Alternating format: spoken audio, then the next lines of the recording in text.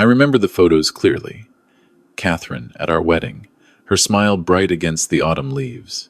Daniel taking his first steps in our backyard. Catherine teaching him to ride a bike. Daniel graduating from Queen's University. The last photo of the three of us together, taken just 2 months before she died. 5 years ago today, I lost my wife to cancer. 5 years ago today, my world stopped turning. And this morning, I sat in our kitchen, the same kitchen where Catherine used to make Sunday pancakes, waiting for the phone to ring. By noon, it still hadn't. I made myself another cup of coffee, the third one that morning. The calendar on the wall had a small circle around today's date, marked in my handwriting. March 15th. 5 years. I thought maybe Daniel would remember. Maybe he'd call. Maybe he'd suggest we visit Catherine's grave together, like we did on the first anniversary, or the second. But my phone stayed silent.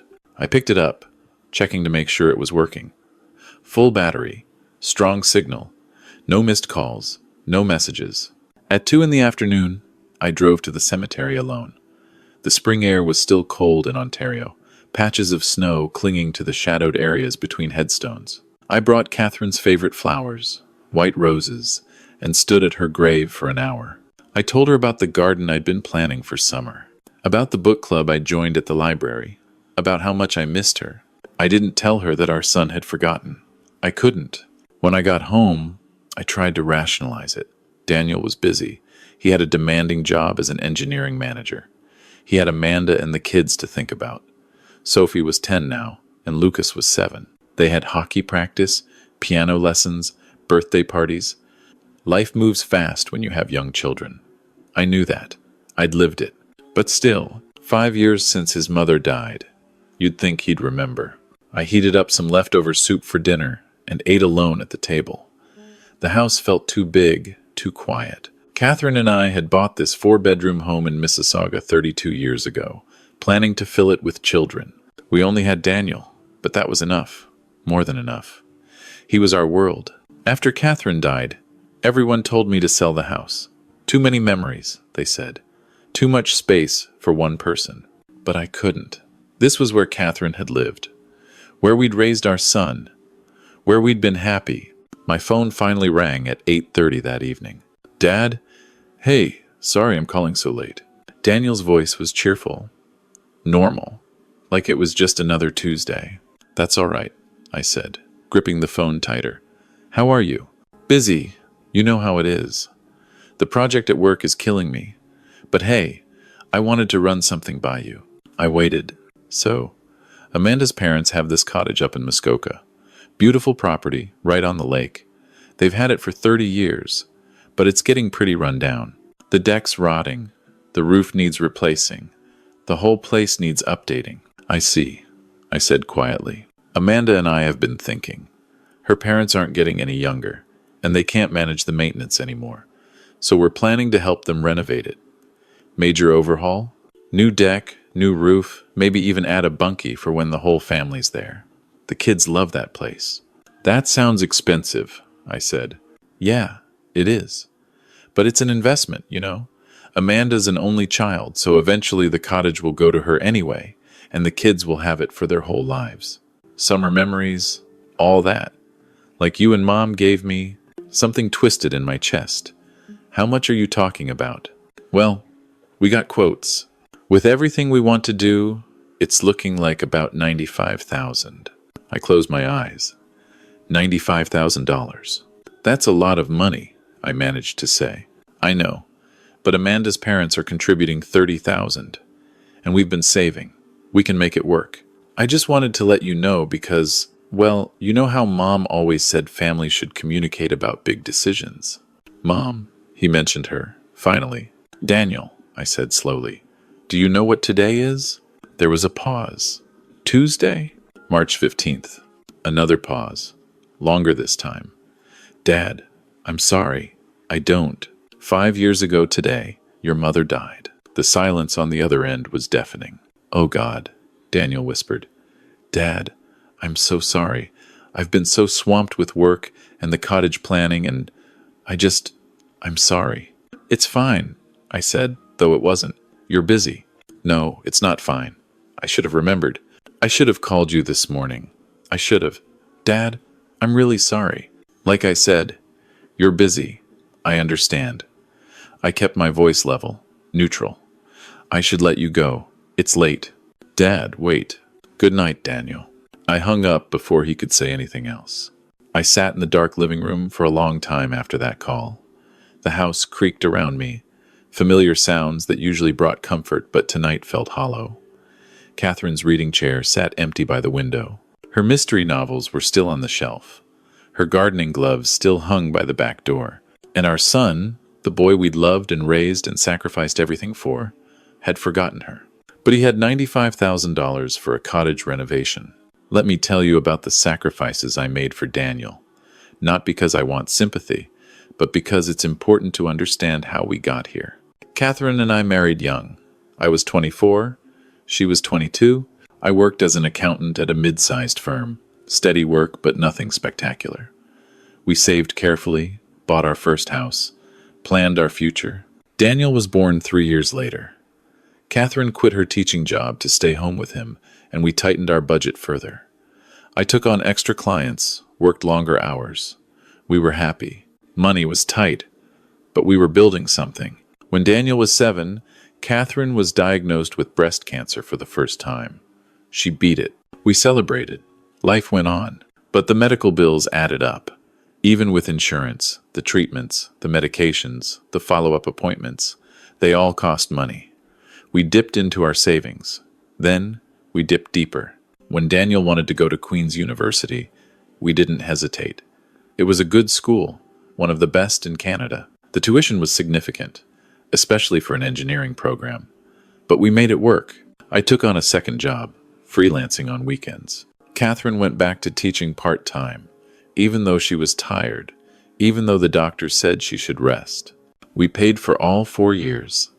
Daniel graduated debt-free. 3 months after his graduation, Catherine's cancer came back, aggressive this time, stage 4. Daniel had just started his first job in Toronto. Good salary, bright future. He visited on weekends when he could, but he was building his career. I understood. That's what you're supposed to do at 22. Build your life. I took a leave of absence from work to care for Catherine. The cancer moved fast. 18 months from diagnosis to the day she died. During that time, I burned through the rest of our savings. I sold Catherine's car. I took out a line of credit against the house. Whatever it took to keep her comfortable, to try every treatment, to give her every possible chance. Daniel met Amanda 6 months before Catherine died. A lovely girl, from what I could see during the brief visits. Her parents owned a successful dental practice. Nice people, welcoming. Catherine died in our bedroom, with me holding her hand. Daniel arrived 2 hours later, delayed by traffic from Toronto. He cried. We both did. After the funeral, life became about survival. I went back to work, but everything felt different. The house was too quiet. The routines we'd built over 30 years meant nothing without Catherine. Daniel and Amanda got engaged a year later. They asked for help with the wedding. Not a demand, just a question. Dad, we know you've been through a lot, but if you could contribute anything. I gave them $15,000. It was most of what I had left in savings, but I gave it anyway. That's what fathers do. That's what Catherine would have wanted. They married the following summer. Beautiful ceremony. Amanda looked radiant. Daniel looked happy. I smiled in all the photos and tried not to think about Catherine's empty seat. 2 years after that, they bought their first house in Oakville. A nice neighborhood, good schools for the future. But the down payment was steep, even with 2 incomes. Dad, Daniel said over dinner one evening, I hate to ask, but we're a bit short on the down payment. The mortgage broker says we need another $35,000 to make the numbers work. I know it's a lot, and I'll pay you back. I promise. We'll set up a payment plan, whatever works for you. I looked at my son, 30 years old now, starting his life with his wife, building their future. What was I supposed to say? No? Let me look at my finances, I told him. I'd been rebuilding my savings since Catherine died, living frugally, taking on extra work. I had $48,000 in the bank. I withdrew $35,000 and gave it to Daniel. "Thank you, Dad," he said, hugging me tight. "We'll pay you back, I promise. 500 a month, starting in 6 months, once we're settled." 6 months came and went. No payments. I didn't push. They had a new mortgage, new expenses. I understood. Sophie was born a year later, and I drove to the hospital the day she arrived. She was beautiful, tiny, perfect. I held her and thought about holding Daniel for the first time, and how Catherine would have loved to meet her granddaughter. "Dad," Amanda said from the hospital bed, "we want to name her Sophie Catherine, after your wife." I cried in that hospital room. Happy tears, sad tears, all mixed together. When Lucas was born 2 years later, I was there again. Another grandchild, another generation. Catherine would have been overjoyed. Then, about 8 months ago, Daniel called with an emergency. "Dad, I'm in a bind. The transmission on Amanda's car just died completely. We need a new vehicle, and we need it now. She drives the kids everywhere, and we can't be down to one car. But we're stretched thin with the mortgage and daycare costs. Could you possibly lend us $12,000?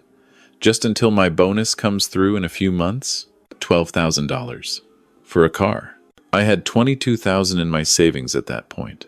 Over half. "I'll transfer it tomorrow," I said. "Dad, you're a lifesaver. I mean it. We'll pay you back as soon as the bonus hits." The bonus came and went. Christmas came and went.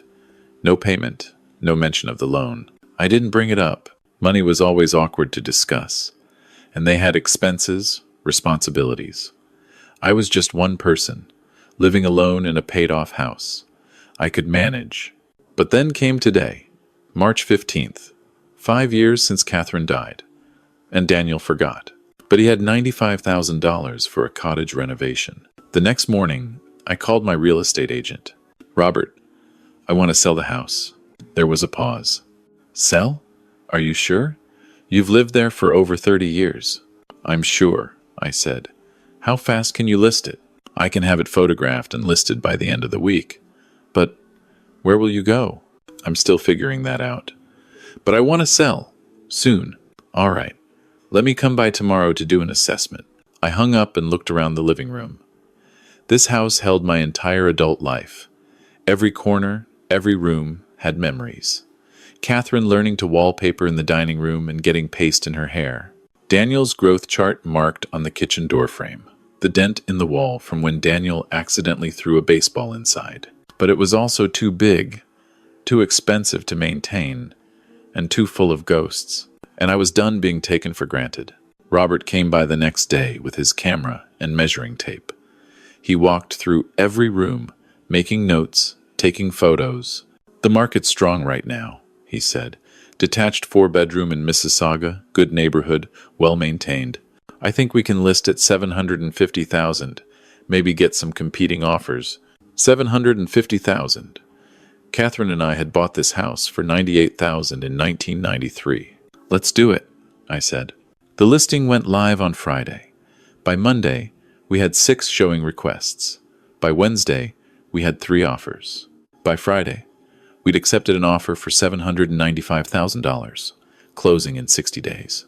I didn't tell Daniel. Instead, I started looking at condos in Victoria, British Columbia. I'd always wanted to see the West Coast. Catherine and I had talked about retiring there someday, back when we thought we'd grow old together. Why not now? What was keeping me in Ontario? Daniel visited maybe once a month, usually for a quick dinner. The grandkids had busy schedules. My friends from work had mostly retired and moved away or drifted apart. The city felt different now, too crowded, too fast. I found a small 2-bedroom condo on Vancouver Island, walking distance to the ocean. The listing showed sunset views, nearby hiking trails, a community garden. It cost $320,000. I put in an offer. It was accepted within hours. 60 days can pass very quickly when you're preparing to uproot your entire life. I hired movers. I sorted through 32 years of possessions, deciding what to keep, what to donate, what to sell. I packed Catherine's clothes and took them to a women's shelter. I kept her jewelry for Sophie, her books for Lucas when they were older. I packed my own life into a dozen boxes. Daniel called twice during this time, both brief conversations about work stress and the kids' activities. He didn't ask what I was doing. I didn't volunteer. The cottage renovation, meanwhile, was apparently in full swing. I saw Amanda's Instagram posts. They'd rented a cottage nearby for the summer so they could supervise the work. Photos of new lumber being delivered. Videos of the old deck being torn down. Hashtags about family legacy and summer memories. $95,000 worth of new memories. I closed on the condo sale 3 days before I closed on the house. Everything was timed perfectly. The movers were scheduled. My flight was booked. I called Daniel on a Sunday evening, 2 weeks before the move. "Hey, Dad, what's up?" He sounded distracted. I could hear the kids arguing in the background. "I need to tell you something," I said. "I sold the house." Silence. Then, "What?" "I sold the house. I'm moving to Vancouver Island. I close in 2 weeks." "You... what? Dad, what are you talking about? You can't sell the house. That's our family home. That's where I grew up. That's where Mom died," I finished. "Yes, I know. I was there. But you didn't even tell me you were thinking about this. When did you decide? Why didn't you ask me?" "Ask you?" I kept my voice calm. "Daniel, when was the last time you asked me about anything in my life? When was the last time you visited without needing something? That's not fair. I'm busy. I have a family." "So did I said. "I had a family. A wife who died. A son who forgot the anniversary of her death while planning a $95,000 renovation for his in-laws' cottage." "Dad," I apologized for forgetting. "You also forgot about the $35,000 you borrowed for your house, and the $12,000 for Amanda's car. $47,000, Daniel. Not a single payment in 3 years." The silence stretched out. "I was going to pay you back," he said finally, his voice small. "When? After the cottage renovation? After the next emergency? After I die?" "Dad, don't say that. I'm 63 years old, Daniel. Your mother died at 59. I've spent the last 5 years living in a house that's too big, too quiet, too full of memories, waiting for my son to remember I exist. I'm done waiting. Where are you going to live? What are you going to do?" "I bought a condo in Victoria. Smaller, manageable, near the ocean. I'm going to walk on the beach, join clubs, make new friends, live my life. But what about Sophie and Lucas? What about us? What about you?" The words came out harder than I intended. "You have Amanda's parents.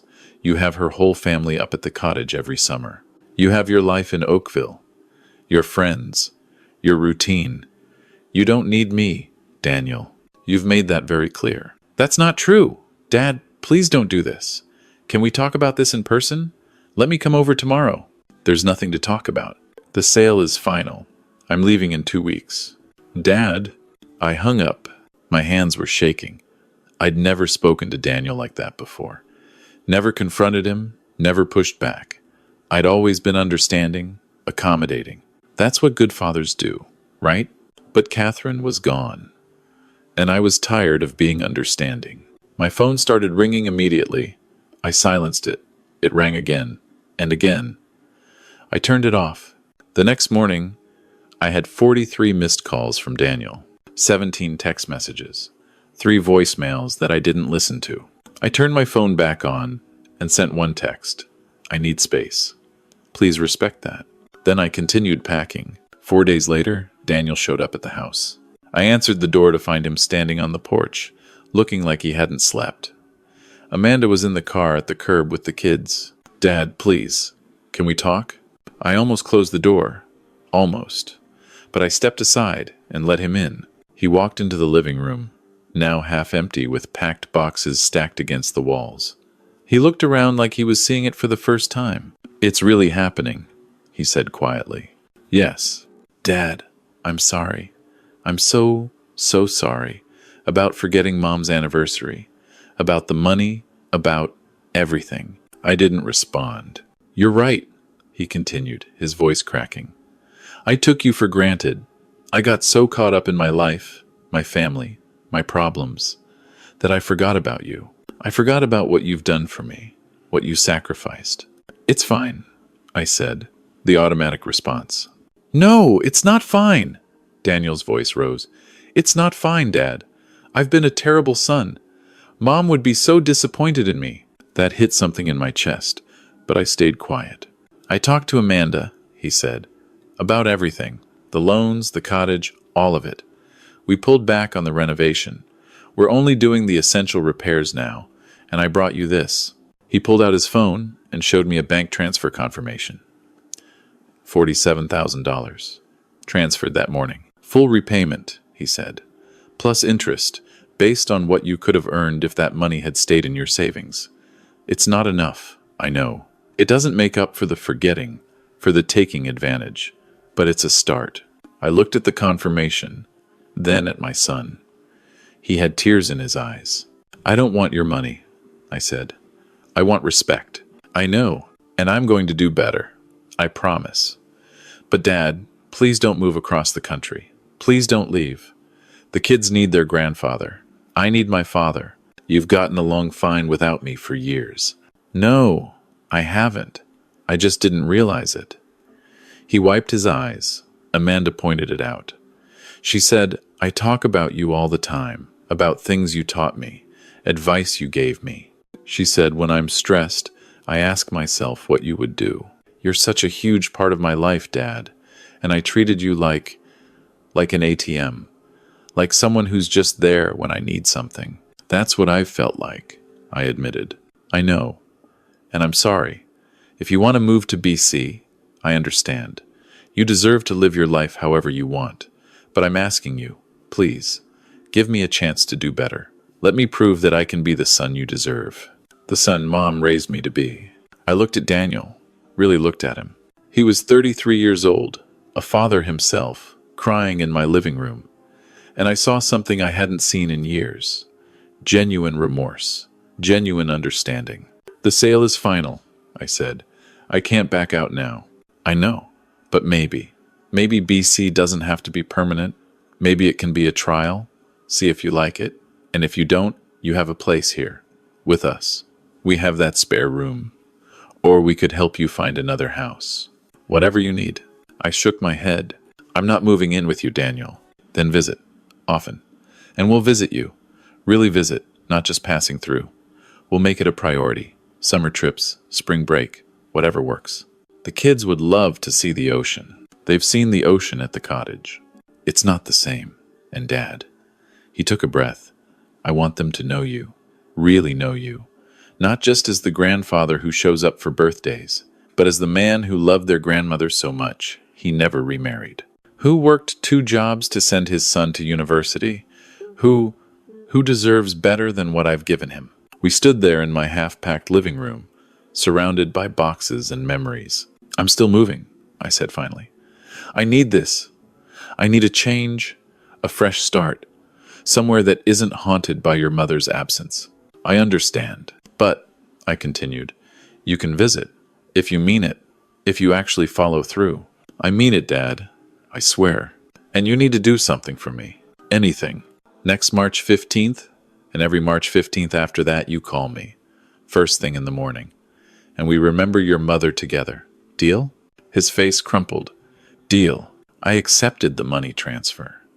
Not because I needed it, though it would help with the moving costs and setting up the new place, but because he needed to give it. He needed to take that step toward making things right. The movers came the following week. I watched them load my entire life into their truck. Furniture, boxes, memories packed in bubble wrap. Daniel and Amanda brought the kids over that last evening. Sophie and Lucas ran through the empty rooms, their voices echoing off bare walls. They didn't understand why Grandpa was leaving, just that he was going on an adventure to the ocean. Can we visit? Sophie asked, holding my hand. I hope so, I said. I'll make sure of it, Daniel added, meeting my eyes. I flew to Victoria on a Tuesday morning. Daniel drove me to the airport. We didn't talk much during the drive, but it was a comfortable silence, different from the silences we'd had before. At the departure's drop-off, he hugged me tight. I love you, Dad. Thank you for everything you've done for me, For everything you've sacrificed. I'm going to make you proud." "You already have," I said. "You just forgot for a while." I watched him drive away, then turned and walked into the terminal. My flight was smooth. The view as we descended into Victoria was stunning: mountains, ocean, islands, scattered like emeralds on blue silk. Catherine would have loved it. The condo was perfect, small, manageable, with a balcony overlooking the water. I unpacked slowly over the next few days, finding places for my reduced belongings. Everything I truly needed fit in this space. Everything else had been excess. Accumulated weight I didn't realize I was carrying. I joined a walking group. I started volunteering at a community garden. I bought a bike and rode along the waterfront paths. I made friends with my neighbors, people in their 60s and 70s who were also starting new chapters. I found a grief support group at a local church. Sitting in a circle with other widows and widowers, I talked about Catherine for the first time in years. Really talked, not just surface mentions. I cried. They understood. Daniel called every Sunday evening. At first, the conversations were awkward, both of us trying too hard. But gradually, they became easier. He told me about work, about the kids, about his life, and he asked about mine, really asked, then listened to the answers. In July, he brought the family out for a week. They stayed in a nearby hotel, and we spent the days exploring. Beacon Hill Park, the Royal BC Museum, Butchart Gardens, where Sophie insisted on seeing every single flower, ferry rides to the Gulf Islands. One evening, walking along the beach with just Daniel while Amanda watched the kids build sandcastles, he said, "You seem happy, Dad." "Really happy." "I am," I realized. "I really am. I'm glad. You deserve it." He paused. "I'm sorry it took me so long to see that. You see it now. That's what matters." The next March 15th, my phone rang at 7 in the morning. "Hi, Dad." Daniel's voice was soft. "I'm at Mom's grave. I brought white roses. I wanted you to know." I stood on my balcony, watching the sunrise over the water, tears streaming down my face. "Thank you," I whispered. "I miss her," he said. "Me too." We stayed on the phone for an hour, remembering, telling stories about Catherine, laughing and crying and honoring her memory together. When we finally hung up, I made my coffee and sat in my favorite chair, looking out at the ocean. I thought about the life I'd left behind in Ontario. The big house, the familiar streets, the routines that had defined my existence for decades. I thought about how hard it had been to let go, to choose myself, to demand respect, even from my own son. But sitting there in my small condo, with the sound of seagulls and waves outside, with a calendar full of activities I'd chosen, with friends I'd made, and a life I was actively building rather than just surviving, I was free. I'd spent so many years sacrificing, giving, supporting, accommodating, being what everyone needed me to be. First for Catherine, which I'd done gladly, then for Daniel, which I'd done out of love and habit, and the assumption that's what fathers do. But I'd forgotten to be anything for myself. Moving to Victoria didn't mean I loved my son less. It didn't mean I was abandoning my grandchildren. It meant I was choosing to live, not just exist. It meant setting boundaries and expecting respect and refusing to be taken for granted. And the surprising thing, our relationship improved. Daniel valued me more when I valued myself. The kids were more excited for our visits because they were special, intentional, not just obligatory drop-ins. I still miss Catherine every single day, but I don't feel guilty anymore for living without her. She would have wanted this for me. She would have told me to go, to explore, to find joy again. Sometimes love means letting go. Sometimes respect means demanding it. And sometimes the best thing you can do for your family is to show them that you matter too. I was 63 years old when I sold my house and moved across the country. Some people thought I was crazy. Some thought I was being cruel to my son. But I was neither. I was simply, finally, putting on my own oxygen mask first. And I could breathe again.